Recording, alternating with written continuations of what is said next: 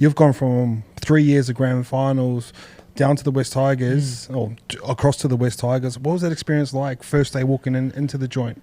Yeah, but I was really excited actually. Like I said, Penrith couldn't keep me, so it was easy to understand that I wasn't going to be there. So it's not like I had trouble leaving or anything. I was ready for the new chapter. Like I really actually want to just bring this club up. Like I love the Tigers. I'm not a big footy watcher. Never was growing up, but I just You're not, eh? no. I think I've watched one game this year, but it was like. Is that crazy? Is that crazy? You're one of the best nines and you watch this one game? I don't know. Ever since I was a kid, like, I remember being at my cousin's house and they were like, oh, the game's on. They're all Para fans and they were playing the Dogs and everyone ran to the lounge room and I was like, when I asked my cousin, like, can you turn the Nintendo 64 for me on?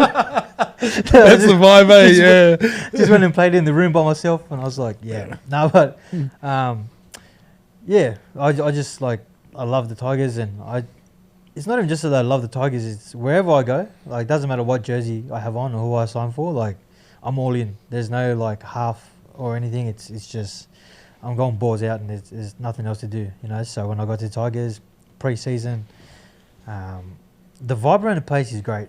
Like, we were losing as well, but, like, sometimes when you get those losing teams, you really start to fracture as a playing group and the boys can start to split. But it wasn't like that here at Tigers. Like, we understood it was like only us. You know, we also understood that the footy that we were trying to play just didn't work for us as a team at the start of the year, you know what I mean? So, but yeah, getting there pre-season, I was enjoying the place, new facilities too, so it was a great place to be at. Yeah. So, like, I look at that team now and it's like sort of very similar to that vibe we had at Penrith early on where you just kind of don't know where your, like, superstar is. And obviously you're going to do your thing at 9 and there was a lot of Fox reports there saying, like, people can't keep up with Uppy and early on, you know, stuff like that. Yeah. Brooksy, bro, he's a player. Like, he can ball, bro, maybe just in the wrong system. Like, when you walked into there, were you just like, shit, like, were you trying to flip attack? Obviously you're solid on D.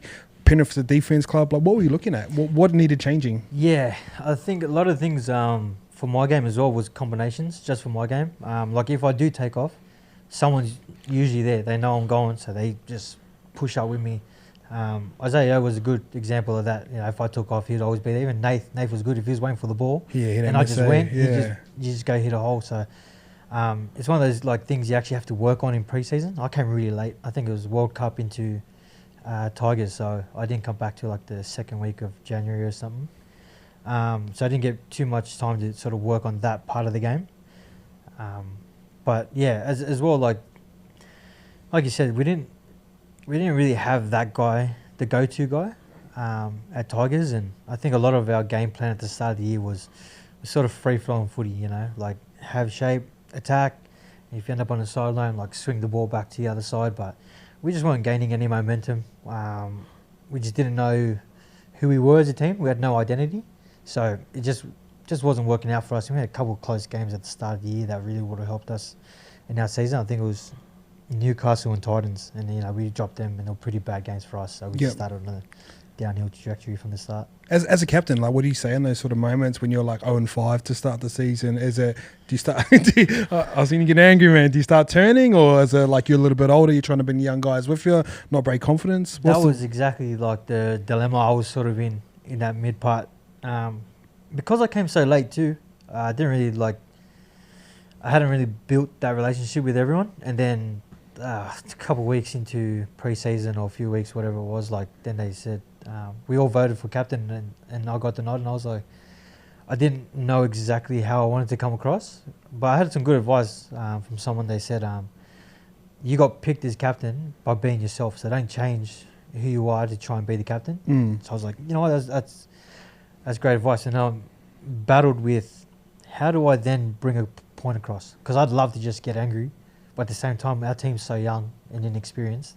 If I do get angry, I'm going to lose a few blokes here, like, without a doubt. And then if I try and be, like, just constructive, it's like, am I getting my point across?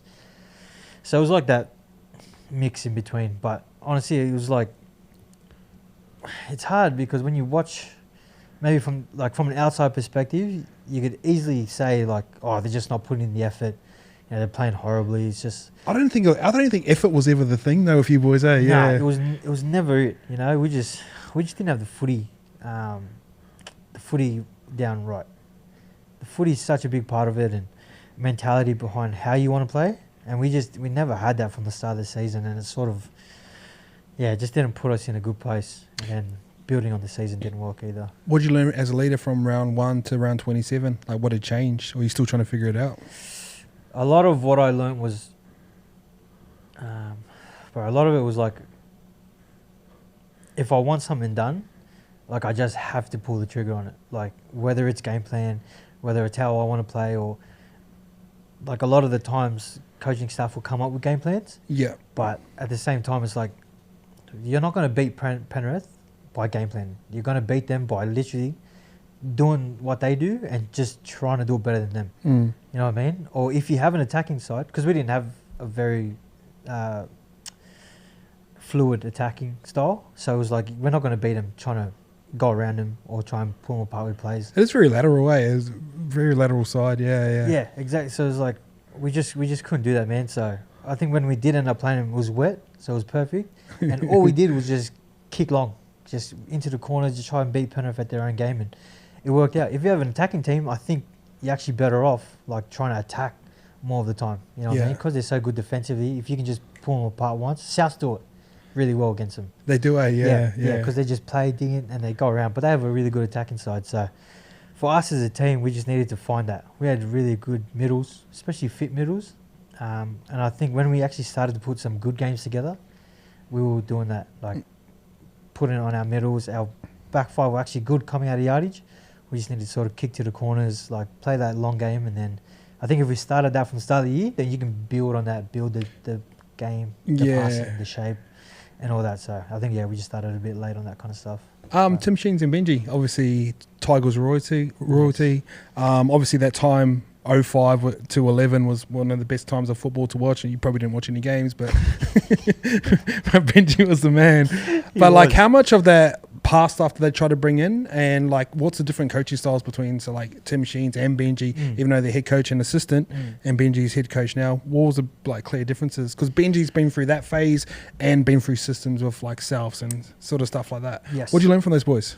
Well, heaps. Like Sheens' footy mind is crazy. Like just what he understands about the game and what he knows about the game. Like he's obviously been in there for years. So, but if you get trapped into a corner with him, he will let you know about it. All 50 years of his experience got to come out. He's stuck his hour and a half conversation with him, but he's I think what worked for him was a lot of he wanted to play that sort of like footy where we were passing the ball and had lots of shape, but we just didn't really have a Benji to sort of execute that for us. Because Benji, like as a player, even when he trains with us, incredible, man. Like he's so loud, like screaming, like do this, do that, naming people as well. Like that's something that's like pretty advanced. Like at the top level is like when you name who's on your inside to do a certain job. It'll be like Twali, and then it'll be like Clem, like, you know what I mean? Like, I can't even think of people's names when I'm running past them.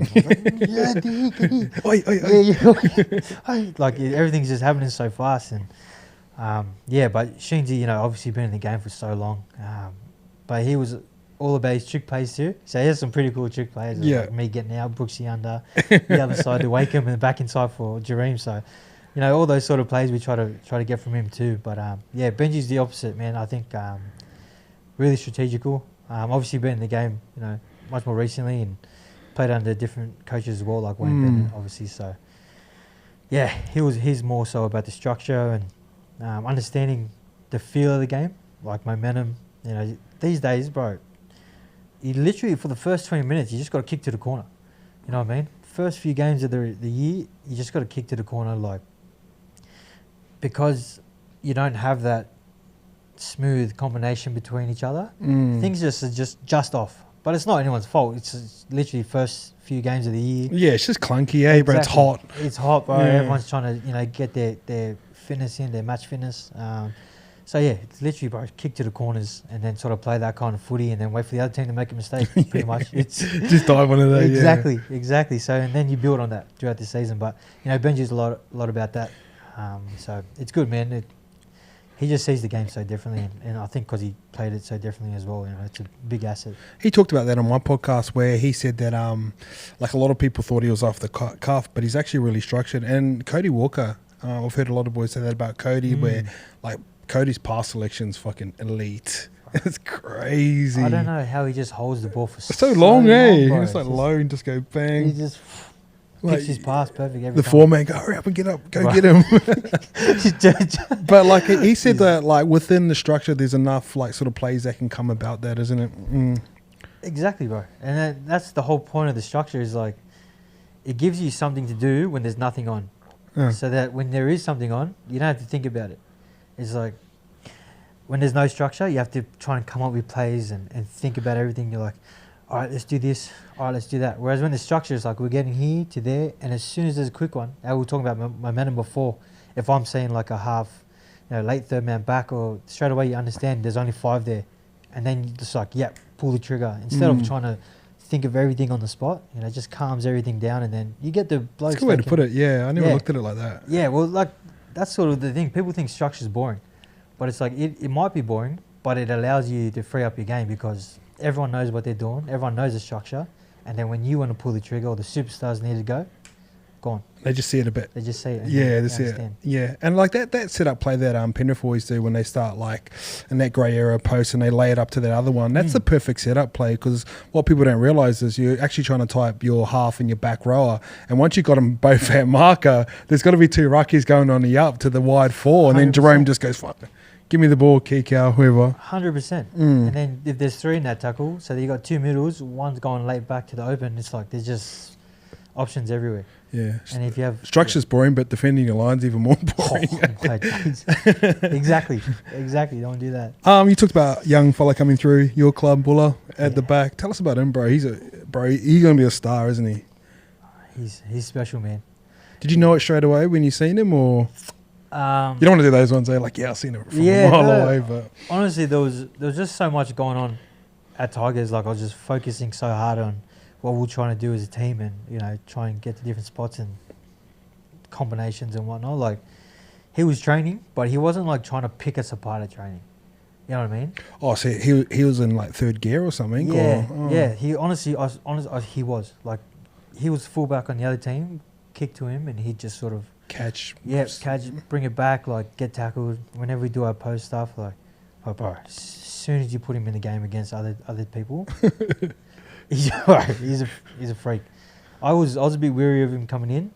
I just thought it was short of a run. Yeah. Okay. We were losing a lot, and I was like, throw this guy in the deep end. And I was like, I don't know if this is the best thing for him, but you know what? Like it's rugby league, sink or swim, pretty much.